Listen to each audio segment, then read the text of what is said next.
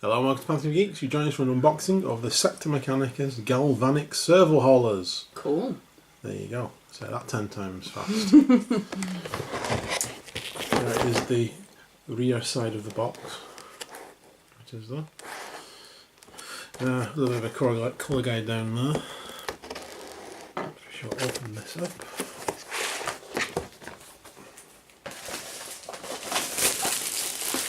New rules included with it as well and everything I noticed on the back. It just say on the back. Yeah, rules included. Well, I'm looking at it now. Okay. There we go. So there is the instructions with the rules. It's not. I'll let you. That's, Yeah. there you go. So there is the sprue. Oh, cool. What a weird sprue. Yeah, because this is actually making up part of the sprue. Oh, is it? Wow, Yeah, cool. Wow. Cool, that's a weird looking sprue. There we go. That's sprue 1. And then we have sprue 2.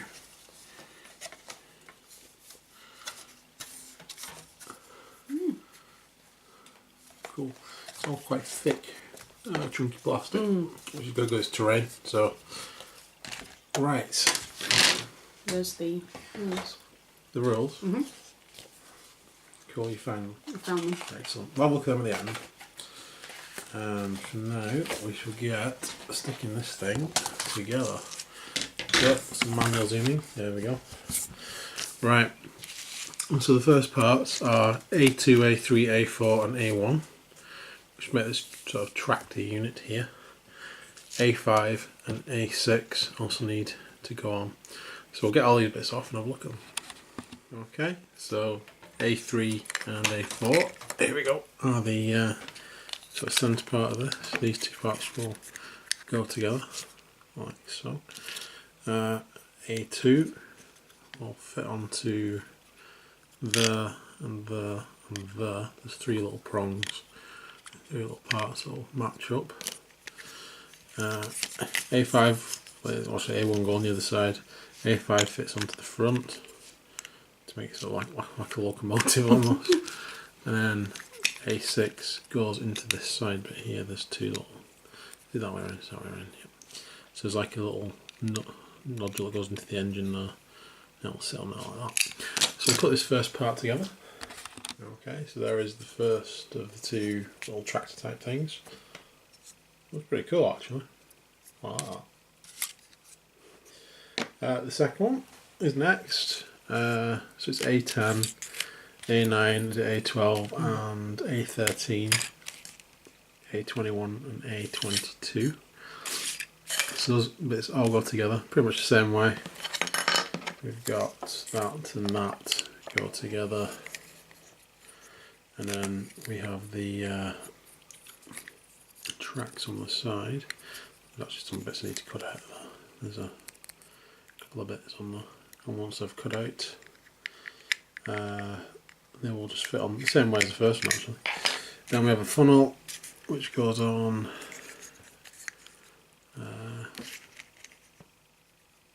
2 funnels, isn't it? Yeah. One at either side, is it? Or 2, no, 2 at the back, isn't it? They go into this bit here. So we'll stick them in there. And then we have A11. Which I forgot to cut off. Which will go on this back bit. This is like the control panel. Okay, so we'll get that cut off and put on, and I'll stick the rest of this together. Okay, so there is the second little tractor thing. There it is. So the next part, we're starting on the crane by the looks of it. We're starting on the B parts this one. Yeah. So that's B11 and B12. So those 2 parts are going to go like that. Okay. That part is B13. Yeah. Yeah.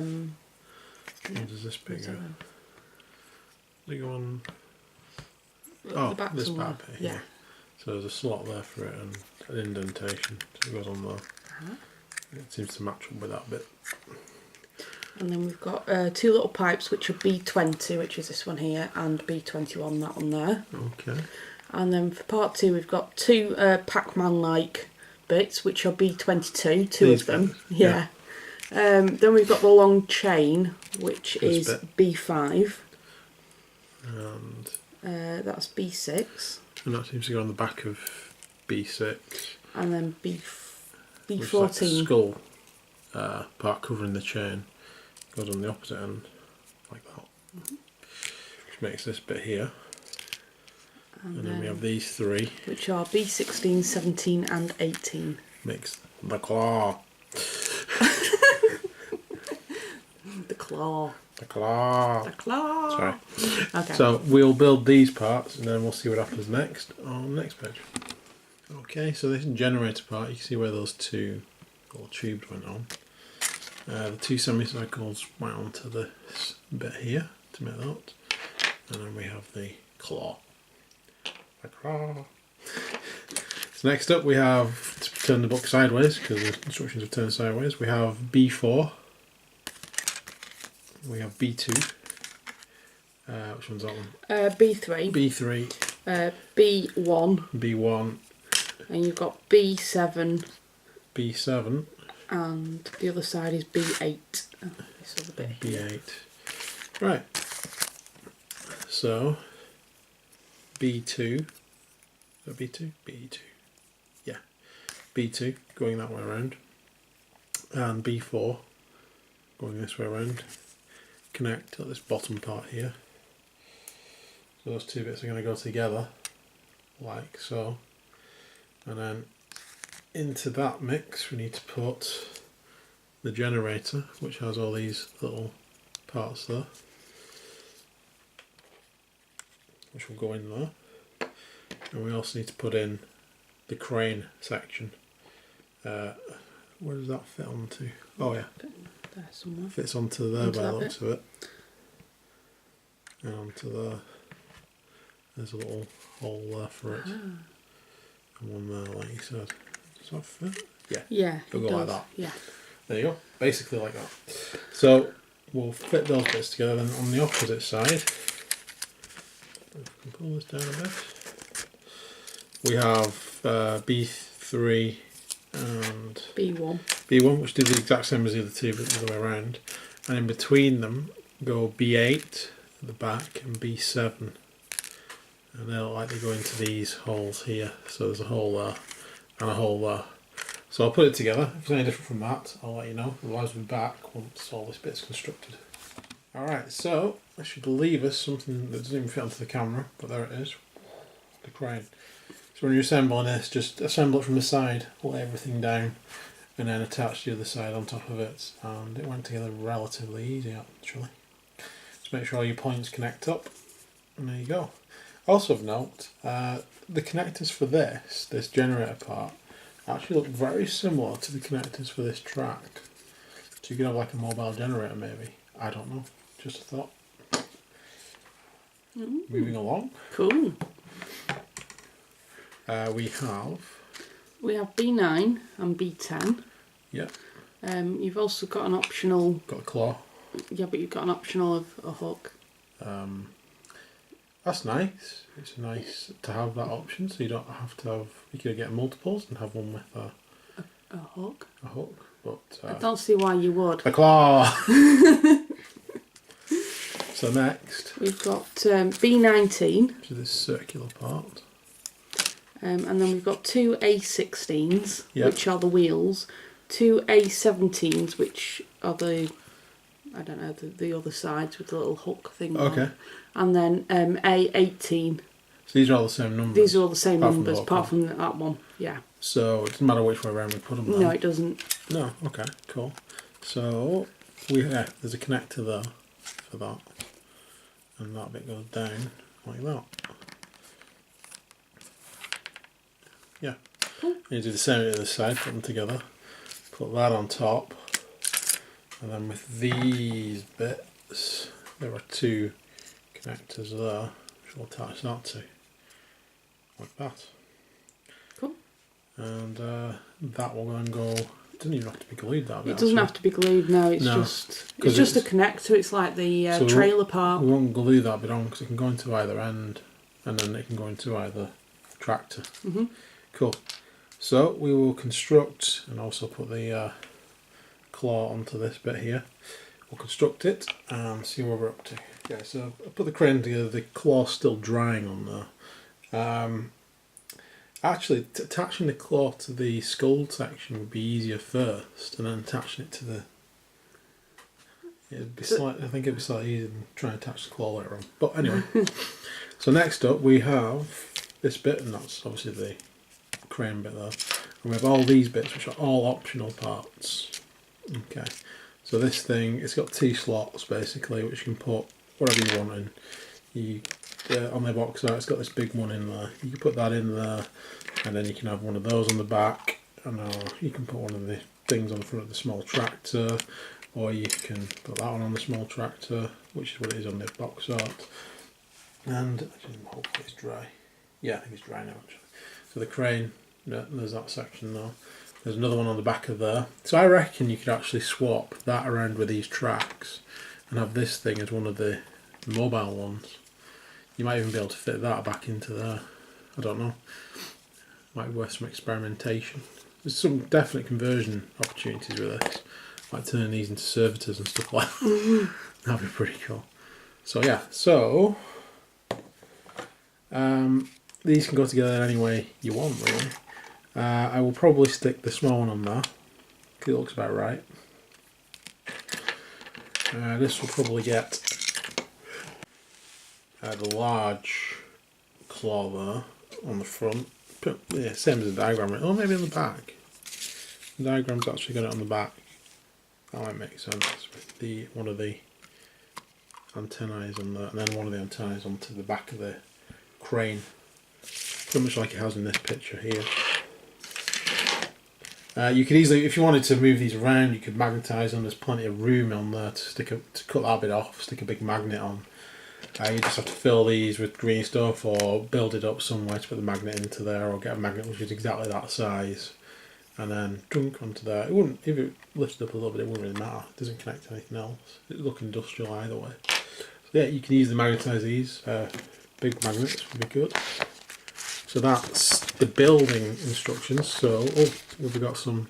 Yeah, it doesn't say these, but these two are on the sprue. Yeah, there's a little fire extinguisher, which is cool, and a little toolkit, which is also cool. So I'll put them together in some configuration. We'll come back and have a look at it, and I'll go through the rules. Yeah, so there we go. So that's we'll have to do more of an above sort of shot from this, because it is quite big. It doesn't fit on the camera. That's one way you can do it. I haven't bothered to magnetise them. You can, as I said, easy if you want these things to move around, as they're going to be pretty much scenery, qualified scenery when the games I play. But we'll have a look at the rules actually, saying that. Altar of War, Industrial Death Zone. Here is the rules. I'll read them out, but you can feel free to pause. If that didn't go on there. Right. So, choose armies. The battlefield design is not given a special mission.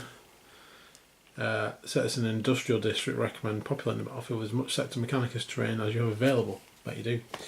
Objective markers. Setting up the terrain. The agent of the Omnissiah places 3 objective markers represented in this mission by Galvanic Servohaulers, a crane, a dozer, and a tractor.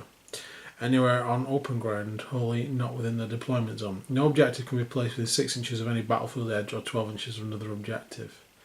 So one player is going to be the agent of the Omnissiah, obviously. Deployment is the agent of the Omnissiah deploys first, placing all of their units anywhere within the deployment zone. The attacker deploys their units anywhere within the deployment zone, their deployment zone. So you've got like a 24-inch no man's land between the two. First turn goes to the attacker, unless the agent of the Omnissiah can seize the initiative. It's a variable game length, the fixture conditions. At the end of the game, the player has scored the most fixture points, wins the battle. Okay, primary objective at the end of the game. The attacker receives 2 victory points for each objective marker that has been completely destroyed. At the end of the game, at the end, the agent of the Omnissiah receives 2 victory points for each objective marker that is still on the battlefield. Then we've got secondary abilities: First Blood, Line Breaker, Slay the Warlord, Night Fight reserves for the special rules. Destroying the objective markers, the Galvanic, Servohaulers, Crane, Dozer, and Tractor can be shot at if they are the closest visible unit to the firing unit and intact in close combat. They're automatically hit in close combat and have the following profiles. So basically the crane is toughness 7, 6 wounds and 3+ save. The dozer's toughness 7 with 3 wounds, 3+ save, and the tractor's the same as the dozer. Moving the objective markers, agent of the Omnisphere can move the galvanic dozer and tractor up to 6 inches in any direction in each of their movement phases, unless they are locked in combat. They cannot run or embark with these vehicles, but can take difficult terrain tests and move through difficult terrain as normal, providing they will remain at ground level.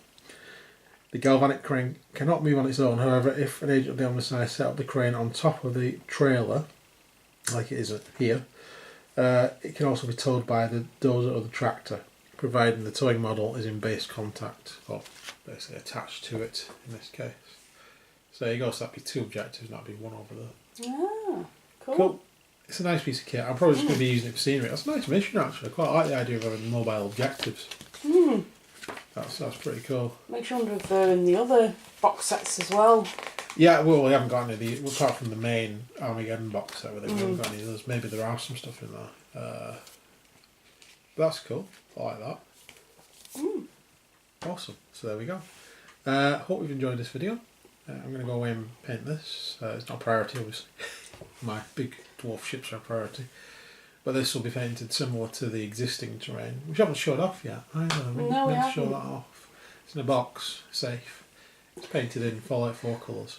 But anyway, please like and subscribe, it helps out loads, and hopefully we'll see you again soon. See you soon. Take care. Bye.